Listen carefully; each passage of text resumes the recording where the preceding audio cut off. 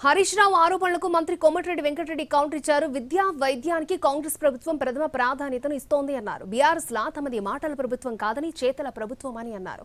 శంకుస్థాపన స్థాయిలో వదిలి వెళ్లిన ఆసుపత్రులను వేగంగా నిర్మిస్తున్నామని చెప్పారు. సనత్ నగర్ టిమ్స్ ఈ నెల 31కి ప్రారంభిస్తామన్నారు మంత్రి కోమటిరెడ్డి.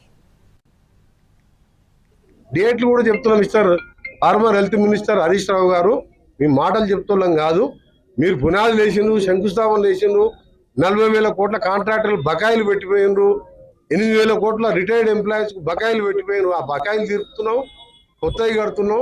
ఇలా పోయి చూసిరా, ఇలా పంజగుట్టలో 1,200 మంది వర్కర్స్ నడుస్తున్నారు. సనత్ నగర్ లో 1000 మంది డే నైట్ చేపిస్తున్నా.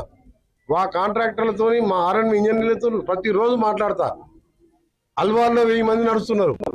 ఇవన్నీ ఒకసారి చూసొచ్చి మాట్లాడాలి. వదిలిపెట్టేసాను అని చెప్పి ఎన్నికల ముందు నిన్న ఎక్కడో జూబ్లీహిల్స్ లో ప్రచారం చేసుకుంటూ మాట్లాడడం తప్పు. హరీష్ రావు గారు, మీరు వాస్తవం తెలుసుకొని మాట్లాడండి.